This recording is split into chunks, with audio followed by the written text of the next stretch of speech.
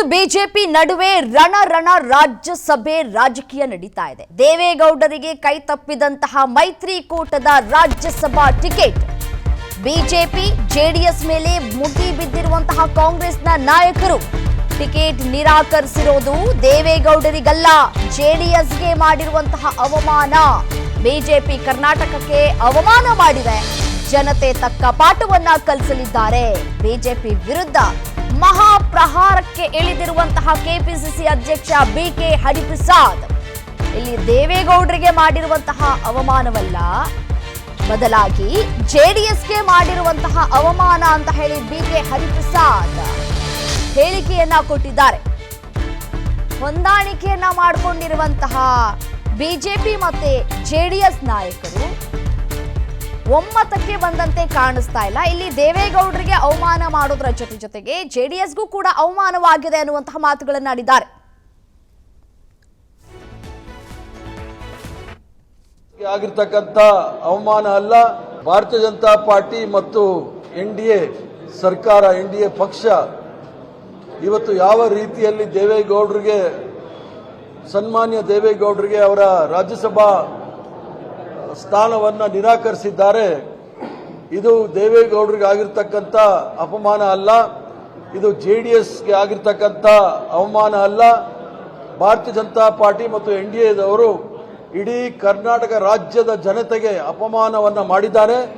ಸಂಪೂರ್ಣವಾಗಿ ಜೆಡಿಎಸ್ ಮತ್ತು ದೇವೇಗೌಡರ ಬೆಂಬಲವನ್ನು ತೆಗೆದುಕೊಂಡು ಪಾರ್ಲಿಮೆಂಟಲ್ಲಿ ಎಲ್ಲ ಮಸೂದೆಗಳಿಗೂ ಸಹ ಅವರ ಬೆಂಬಲವನ್ನು ತೆಗೆದುಕೊಂಡು ಅವರಿಗೆ ಈ ರೀತಿ ಮೋಸ ಮಾಡ್ತಾರೆ ಅಂತ ಯಾರೂ ಸಹ ನೆನೆಸಿರಲಿಲ್ಲ. ಆದ್ರಿಂದ ಇದು ದೇವೇಗೌಡರಿಗೆ ಆಗಿರ್ತಕ್ಕಂಥ ಅಪಮಾನ ಅಲ್ಲ, ಇದು ಕರ್ನಾಟಕ ರಾಜ್ಯದ ಜನತೆಗೆ ಅಪಮಾನ ಮಾಡಿದ್ದಾರೆ ಭಾರತೀಯ ಜನತಾ ಪಾರ್ಟಿಯವರು. ಮುಂದಿನ ದಿನಗಳಲ್ಲಿ ಅವರಿಗೆ ತಕ್ಕ ಶಿಕ್ಷೆಯನ್ನು ಕರ್ನಾಟಕದ ಜನತೆ ಅವರು ಕೊಡ್ತಾರೆ ಅಂತೇಳಿ ನನ್ನ ಭಾವನೆ. ಭಾರತೀಯ ಜನತಾ ಪಾರ್ಟಿ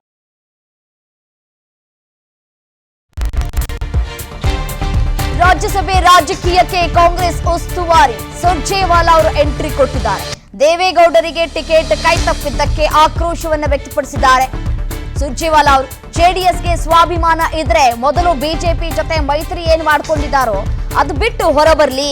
ಜೆಡಿಎಸ್ ಕಾರ್ಯಕರ್ತರು ಹಾಗೂ ನಾಯಕರಿಗೆ ಬಿಜೆಪಿಯಿಂದ ಅವಮಾನವಾಗಿದೆ. ಹಿಂದೆ ರಾಜಕೀಯ ಬದಿಗೊತ್ತಿ ಕಾಂಗ್ರೆಸ್ ದೇವೇಗೌಡರನ್ನ ಬೆಂಬಲಿಸಿತ್ತು ಅಂತ ಹೇಳಿ ಸೋಷಿಯಲ್ ಮೀಡಿಯಾದಲ್ಲಿ ಪೋಸ್ಟ್ ಮಾಡಿದ್ದಾರೆ ಸುರ್ಜೇವಾಲಾ ಅವರು. ಒಂದ್ ಕಡೆ ಬಿಕೆ ಹರಿಪ್ರಸಾದ್ ಮತ್ತೆ ಸುರ್ಜೇವಾಲಾ ಅವರು ಇದೀಗ ಪ್ರಹಾರವನ್ನ ನಡೆಸಿದ್ದಾರೆ.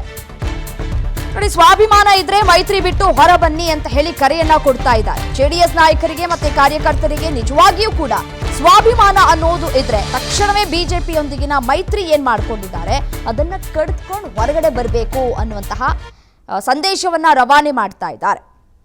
ಈ ಹಿಂದೆ ರಾಜಕೀಯ ಭಿನ್ನಾಭಿಪ್ರಾಯಗಳನ್ನು ಬದಿಗೊತ್ತಿ ಕಾಂಗ್ರೆಸ್ ಪಕ್ಷ ದೇವೇಗೌಡರನ್ನ ಬಹಳ ಅತ್ಯಂತ ಗೌರವದಿಂದ ಬೆಂಬಲ ಕೂಡ ನೀಡಿತ್ತು. ಆದರೆ ಇದೀಗ ಬಿಜೆಪಿ ಅದಕ್ಕೆ ಅವರನ್ನ ಕಡೆಗಣಿಸ್ತಾ ಇದೆ, ಅವಮಾನ ಮಾಡುವಂತಹ ಕೆಲಸವನ್ನು ಮಾಡ್ತಾ ಇದೆ. ದೇವೇಗೌಡರಿಗೆ ಮಾತ್ರವಲ್ಲ, ಇಡೀ ಜೆಡಿಎಸ್ಗೆ ಅವಮಾನ ಮಾಡುವಂತಹ ಕೆಲಸವನ್ನ ಮಾಡ್ತಾ ಇದೆ ಅನ್ನುವಂತಹ ಸಂದೇಶವನ್ನ ರಾಜ್ಯದ ಜನರಿಗೂ ಕೂಡ ತಲುಪಿಸ್ತಾ ಇದ್ದಾರೆ.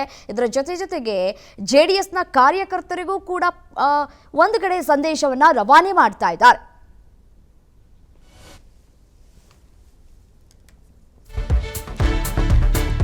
ರಾಜ್ಯಸಭೆ ರಾಜಕೀಯದ ಬಗ್ಗೆ ಪ್ರತಿಕ್ರಿಯಿಸುವುದಕ್ಕೆ ಸಿಎಂ ಡಿಕೆ ಶಿವಕುಮಾರ್ ನಕಾರವನ್ನ ತೋರಿದ್ದಾರೆ.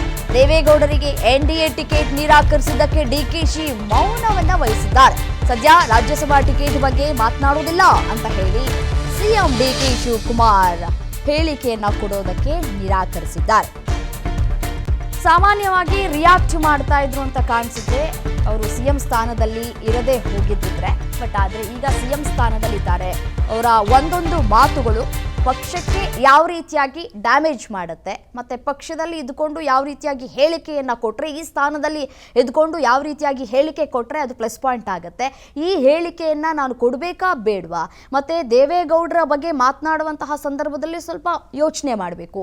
ಡ್ಯಾಮೇಜಿಂಗ್ ಸ್ಟೇಟ್ಮೆಂಟ್ ಕೊಟ್ಟು ಕೂಡ ಕಷ್ಟವಾಗತ್ತೆ. ಮುಂದಿನ ರಾಜಕೀಯ ಭವಿಷ್ಯದ ಬಗ್ಗೆ ಈಗಲೇ ಅಳೆದು ತೂಗಿ ಅವರು ಮಾತನಾಡ್ತಾ ಇರೋದನ್ನು ನಾವು ಗಮನಿಸ್ತಾ ಹೋಗ್ಬೋದು. ರಾಜಕಾರಣದಲ್ಲಿ ಯಾರು ಚೆಸ್ ಗೇಮ್ನ ಯಾವ ಪಾಯಿಂಟ್ ಎಲ್ಲಿ ಇಡ್ತಾರೆ ಅಂತ ಯಾರು ಹೇಳ್ತಾರ? ಯಾರು ಹೇಳುದಿಲ್ಲ. ನಡೀರಿ. ಮಾಡಿದೆ ಅವರಿಗೆ ಅಂತ. ಈಗ ಇದನ್ನ ಯಾವ ರೀತಿ ನೋಡ್ತಾರೆ? ಅವರಿಗೆ ರಾಜ್ಯಸಭಾ ಟಿಕೆಟ್ ನಾನೀಗ ಸದ್ಯಕ್ಕೇನು ಮಾತಾಡಕ್ ಹೋಗುದಿಲ್ಲ. ಅವ್ರು ಮಾತಾಡಿದ್ದಾರೆ, ನಾನು ಮಾತಾಡಕ್ ಹೋಗುದಿಲ್ಲ. ನಮ್ಮ ಪಕ್ಷ ಯಾವಾಗಲೂ ಏನು ವಿಚಾರವನ್ನ ಚಿಂತೆ ಮಾಡ್ತದೆ ಅದಕ್ಕೆ ನಾನು ಪಾಲನೆ ಮಾಡೋದು. ರಾಜಕಾರಣದಲ್ಲಿ ಯಾರು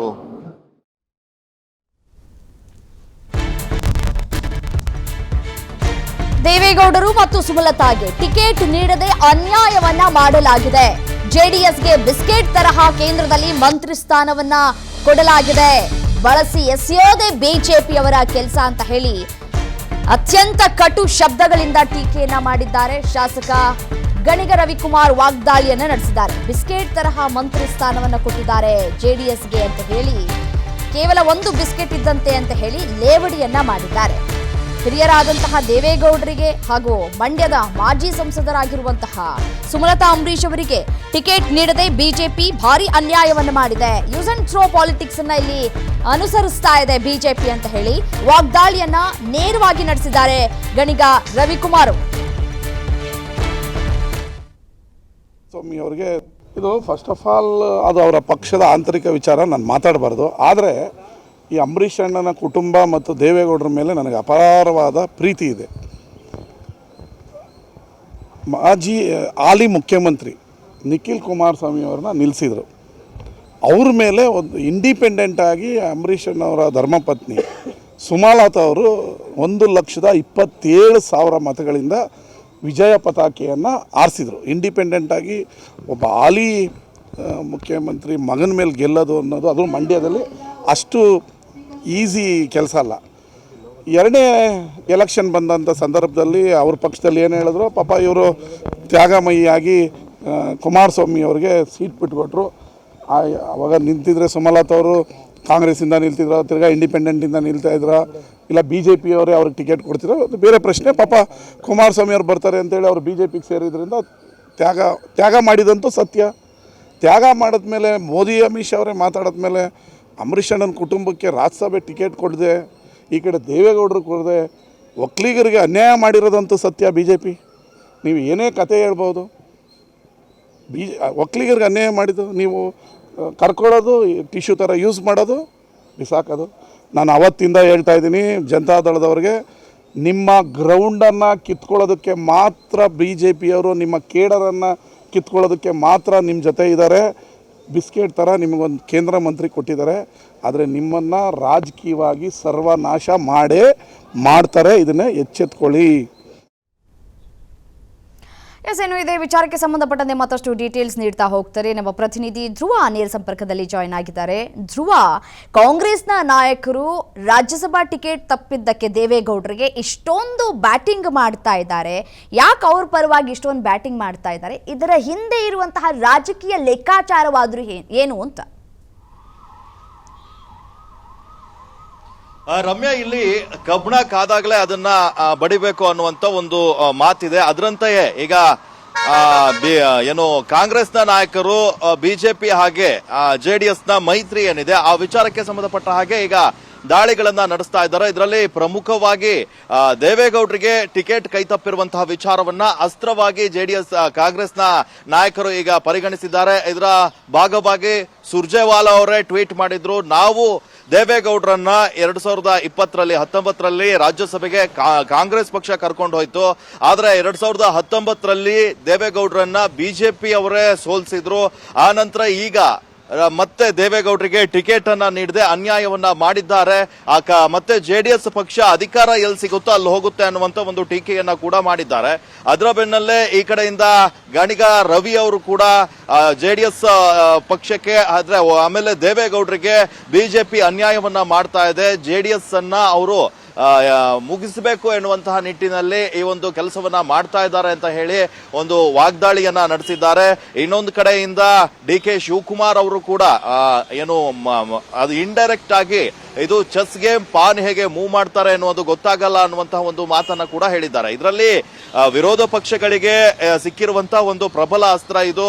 ಯಾವಾಗ ದೇವೇಗೌಡರನ್ನ ಇವರು ಕೆಳಗಿಳಿಸಿದ್ರು, ಅಂದ್ರೆ ಅವರಿಗೆ ಟಿಕೆಟ್ ಅನ್ನ ನೀಡಿಲ್ವೋ ಆ ವಿಚಾರಕ್ಕೆ ಸಂಬಂಧಪಟ್ಟ ಹಾಗೆ ಈಗ ಕಾಂಗ್ರೆಸ್ನ ಪ್ರತಿ ನಾಯಕರು ಕೂಡ ಹೇಳಿಕೆಯನ್ನ ನೀಡ್ತಾ ಇದ್ದಾರೆ. ಬಿಜೆಪಿಯ ವಿರುದ್ಧ ಒಂದು ಆಕ್ರೋಶವನ್ನ, ಬಿಜೆಪಿಯ ವಿರುದ್ಧ ವಾಗ್ದಾಳಿಯನ್ನ ಕೂಡ ನಡೆಸ್ತಾ ಇದ್ದಾರೆ. ಇದರಲ್ಲಿ ಪ್ರಮುಖವಾಗಿ ಬಿಜೆಪಿಯ ಕೆಲವೊಂದಿಷ್ಟು ನಾಯಕರು ಅದನ್ನ ಸಮರ್ಥನೆ ಮಾಡಿಕೊಳ್ಳುವಂತಹ ಕೆಲಸವನ್ನ ಕೂಡ ಮಾಡ್ತಾ ಇದ್ದಾರೆ. ಆದ್ರೆ ಜೆಡಿಎಸ್ ನ ಕೆಲವೊಂದಿಷ್ಟು ನಾಯಕರು ದೇವೇಗೌಡರು ಈ ಬಗ್ಗೆ ಅವರು ಎಲ್ಲೂ ಟಿಕೆಟ್ ಅನ್ನ ಕೇಳಿರ್ಲಿಲ್ಲ, ಅವರು ಒತ್ತಾಯವನ್ನು ಕೂಡ ಮಾಡಿರ್ಲಿಲ್ಲ. ಆದ್ರೆ ಸಾರ್ವಜನಿಕವಾಗಿ ಒಂದಿಷ್ಟು ಒತ್ತಾಯ ಇತ್ತು ಅಂತ ಹೇಳ್ತಾ ಇದ್ದಾರೆ.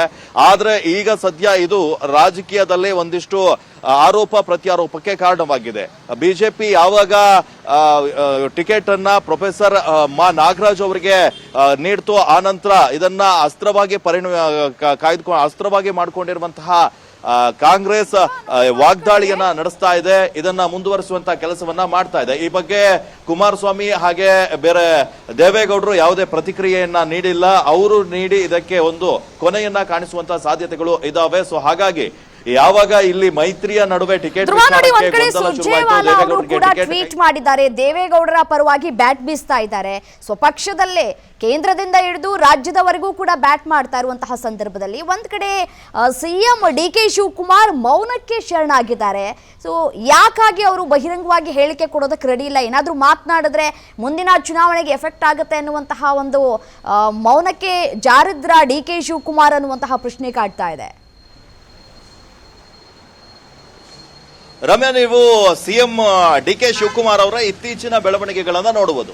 ಯಾರೇ ಅವರನ್ನ ಟೀಕಿಸಿದ್ರು ಕೂಡ DK ಶಿವಕುಮಾರ್ ಅವರು ಅದಕ್ಕೆ ಉತ್ತರವನ್ನ ನೀಡ್ತಾ ಇಲ್ಲ. ಮೊನ್ನೆ ನರೇಂದ್ರ ಮೋದಿ ಅವರು ಅವ್ರ ವಿರುದ್ಧ ವಾಗ್ದಾಳಿಯನ್ನ ನಡೆಸಿದ್ರು ಅಂತ ಹೇಳಿ ಮಾಧ್ಯಮದವರು ಪ್ರಶ್ನೆಯನ್ನ ಕೇಳಿಸಿದಾಗ ನರೇಂದ್ರ ಮೋದಿ ಮಾಡಿರುವಂತ ಅಪ್ರಿಶಿಯೇಟ್ಸ್ ಬಗ್ಗೆ ಮಾತ್ರ ಅವರು ಮಾತಾಡಿದ್ರು. ಸೊ DK ಶಿವಕುಮಾರ್ ವಿರುದ್ಧ ಯಾವುದೇ ಪಕ್ಷದವರು ಹೇಳಿಕೆಯನ್ನ ಕೊಟ್ಟರು ಕೂಡ ಅವರು ಅದಕ್ಕೆ ಬಹಿರಂಗವಾಗಿ ಪ್ರತಿಕ್ರಿಯೆಯನ್ನ ನೀಡದೆ ಅದರಿಂದ ಅಂತರವನ್ನ ಕಾಯ್ದುಕೊಳ್ತಾ ಇದ್ದಾರೆ. ಸೊ ಹೀಗಾಗಿ DK ಶಿವಕುಮಾರ್ ಅವರು ಎಚ್ಚರಿಕೆ ಹೆಜ್ಜೆಯನ್ನ ಇಟ್ಟು ಮುಂದಿನ ಚುನಾವಣೆಯ ದೃಷ್ಟಿಯಿಂದ ಇರಬಹುದು, ಹಾಗೆ ಒಂದಿಷ್ಟು ನಾಯಕರನ್ನ ಒಗ್ಗಟ್ಟಾಗಿ ತೆಗೆದುಕೊಂಡು ಹೋಗಬೇಕು ಅನ್ನುವಂತ ನಿಟ್ಟಿನಲ್ಲಿ ಒಂದು ಎಚ್ಚರಿಕೆ ನಡೆಯನ್ನ ಇಲ್ಲಿ ಕಾಯ್ದುಕೊಂಡಿರೋದು ಕಾಣಿಸ್ತಾ ಇದೆ. ಅವರು ದೇವೇಗೌಡರ ವಿಚಾರವಾಗಿ ಕೂಡ ಯಾವುದೇ ಹೇಳಿಕೆಯನ್ನ ನೀಡಿಲ್ಲ. ಕೇಳಿದಂತಹ ಪ್ರಶ್ನೆಗೆ ಒಂದು ಮಾರ್ಮಿಕವಾಗಿ ಉತ್ತರವನ್ನ ನೀಡಿದ್ದಾರೆ. ಅಂದ್ರೆ ಚೆಸ್ ಪಾನ್ ಅನ್ನ ಯಾರು ಯಾವಾಗ ಮೂವ್ ಮಾಡ್ತಾರೆ ಗೊತ್ತಾಗಲ್ಲ ಅನ್ನುವಂತ ಒಂದು ಹೇಳಿಕೆಯನ್ನ ನೀಡಿದ್ದಾರೆ. ಸೊ ಹಾಗಾಗಿ DK ಶಿವಕುಮಾರ್ ಅವರು ಸ್ಪಷ್ಟವಾಗಿದ್ದಾರೆ, ಯಾವುದೇ ವಿರೋಧ ಪಕ್ಷಗಳ ಟೀಕೆಗೆ ನಾನು ಉತ್ತರಿಸಬಾರದು ಎನ್ನುವಂತಹ ಕಾರಣಕ್ಕಾಗಿ ಮಾಧ್ಯಮಗಳಿಗೆ ಬಂದು ಯಾವುದೇ ಈ ಹಿಂದೆ ಅವರು ಮಾತಾಡುವಾಗ ಡೈರೆಕ್ಟ್ ಆಗಿ ವಿರೋಧ ಪಕ್ಷಗಳ ವಿರುದ್ಧ ಆಕ್ರೋಶವನ್ನ ವ್ಯಕ್ತಪಡಿಸ್ತಾ ಇದ್ರು, ಯಾರದೇ ಹೇಳಿಕೆಗೆ ಟ್ರಿಗರ್ ಆಗಿ ಅದಕ್ಕೆ ಆನ್ಸರ್ ಅನ್ನ ಮಾಡ್ತಾ ಇದ್ರು. ಆದ್ರೆ ಈಗ DK ಶಿವಕುಮಾರ್ ಅವರು ಎಚ್ಚರಿಕೆ ಹೆಜ್ಜೆಯನ್ನ ಇಡ್ತಾ ಇದ್ದಾರೆ. ಸೊ ಮಾತನಾಡುವಾಗ ಅಂದ್ರೆ ಈ ಬಗ್ಗೆ ಯಾವುದೇ ಕಮೆಂಟ್ ಅನ್ನ ಮಾಡ್ತಾ ಇಲ್ಲ. ವಿರೋಧ ಪಕ್ಷಗಳ ಇದನ್ನ ಅಂದ್ರೆ ಅವರ ಪಕ್ಷದ ಕೆಲವೊಂದಿಷ್ಟು ಜನ ಮುಖಂಡರು BK ಹರಿಪ್ರಸಾದ್ ಅವರು ಮಾತಾಡಬಹುದು, ಸುರ್ಜೇವಾಲಾ ಅವರು ಮಾತಾಡಿದ್ದಾರೆ. ಆದ್ರೆ DK ಶಿವಕುಮಾರ್ ನಾನು ಡಿಫರೆಂಟ್ ಅನ್ನೋದನ್ನ ಇಲ್ಲಿ ತೋರಿಸ್ಕೊಟ್ಟಂತೆ ಕಾಣ್ತಾ ಇದೆ. ರಮ್ಯಾ, ಓಕೆ, ಥ್ಯಾಂಕ್ ಯು ಡೀಟೇಲ್ಸ್ಗೆ. ದೇವೇಗೌಡರಿಗೆ ಕೈ ತಪ್ಪಿದಂತಹ ಮೈತ್ರಿಕೂಟದ ರಾಜ್ಯಸಭಾ ಟಿಕೆಟ್. ದೇವೇಗೌಡರು ಎಂದಿಗೂ ನನಗೆ ಟಿಕೆಟ್ ಬೇಕು ಅಂತ ಹೇಳಿ ಕೇಳಿದವರಿಲ್ಲ. ಸಾರ್ವಜನಿಕವಾಗಿ ಟಿಕೆಟ್ ನೀಡಬೇಕು ಅಂತ ಹೇಳಿ ಒತ್ತಾಯ ಕೇಳಿ ಬಂದಿತ್ತು ಅಂತ ಹೇಳಿ ವಿಧಾನಸೌಧದಲ್ಲಿ ಜೆಡಿಎಸ್ ಶಾಸಕಾಂಗ ನಾಯಕ ಸುರೇಶ್ ಬಾಬು ಅವರು ಹೇಳಿಕೆಯನ್ನ ಕೊಟ್ಟಿದ್ದಾರೆ.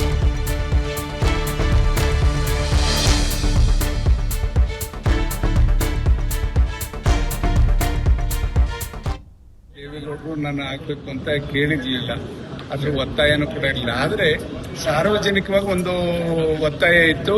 ದೇವೇಗೌಡರಂತವ್ರನ್ನ ಇವತ್ತು ರಾಜ್ಯಸಭೆಗೆ ಕಳಿಸಿದ್ರೆ ಖಂಡಿತ ನಮಗೆ ಎಲ್ಲ ರೀತಿಯಲ್ಲೂ ಕೂಡ ರಾಜ್ಯ ರಾಷ್ಟ್ರದ ಬಗ್ಗೆ ಇರ್ತಕ್ಕಂಥ ಜ್ವಲಂತ ಸಮಸ್ಯೆ ಬಗ್ಗೆ ಧ್ವನಿ ಎತ್ತುತ್ತಾರೆ ಅಂತಕ್ಕಂಥದ್ದು, ಅದನ್ನ ಅವ್ರ ಹಿರಿತನಕ್ಕೆ ಇವತ್ತು ಪ್ರಧಾನಮಂತ್ರಿಗಳು ಕೂಡ ಮನ್ನಣೆ ಕೊಟ್ಟು ಆ ಸಮಸ್ಯೆಗಳನ್ನ ಬಗೆಹರಿಸ್ತಾರೆ ಅಂತಕ್ಕಂಥ ಚಿಂತನೆ ಇವತ್ತು ರಾಜ್ಯ ಮತ್ತು ರಾಷ್ಟ್ರದ ಸಾರ್ವಜನಿಕರಲ್ಲಿ ಏನಿತ್ತು.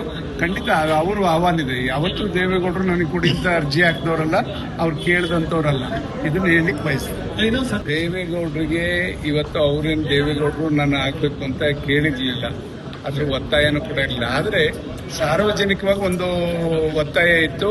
ದೇವೇಗೌಡರಂತವ್ರನ್ನ ಇವತ್ತು ರಾಜ್ಯಸಭೆಗೆ ಕಳಿಸಿದ್ರೆ ಖಂಡಿತ ನಮಗೆ ಎಲ್ಲ ರೀತಿಯಲ್ಲೂ ಕೂಡ ರಾಜ್ಯ ರಾಷ್ಟ್ರದ ಬಗ್ಗೆ ಇರ್ತಕ್ಕಂಥ ಜ್ವಲಂತ ಸಮಸ್ಯೆ ಬಗ್ಗೆ ಧ್ವನಿ ಎತ್ತುತ್ತಾರೆ ಅಂತಕ್ಕಂಥದ್ದು, ಅದನ್ನ ಅವ್ರ ಹಿರಿತನಕ್ಕೆ ಇವತ್ತು ಪ್ರಧಾನಮಂತ್ರಿಗಳು ಕೂಡ ಮನ್ನಣೆ ಕೊಟ್ಟು ಆ ಸಮಸ್ಯೆಗಳನ್ನ ಬಗೆಹರಿಸ್ತಾರೆ ಅಂತಕ್ಕಂಥ ಚಿಂತನೆ ಇವತ್ತು ರಾಜ್ಯ ಮತ್ತು ರಾಷ್ಟ್ರದ ಸಾರ್ವಜನಿಕರಲ್ಲಿ ಏನಿತ್ತು, ಖಂಡಿತ ಅವರು ಆಹ್ವಾನಿದೆ. ಯಾವತ್ತೂ ದೇವೇಗೌಡರು ನನಗೆ ಕೂಡ ಇಂಥ ಅರ್ಜಿ ಹಾಕಿದವರಲ್ಲ, ಅವ್ರು ಕೇಳಿದಂಥವ್ರಲ್ಲ, ಇದನ್ನ ಹೇಳಿಕ್ ಬಯಸ್ತಾರೆ. ದೇವೇಗೌಡರಿಗೆ ಇವತ್ತು ಅವ್ರೇನು ದೇವೇಗೌಡರು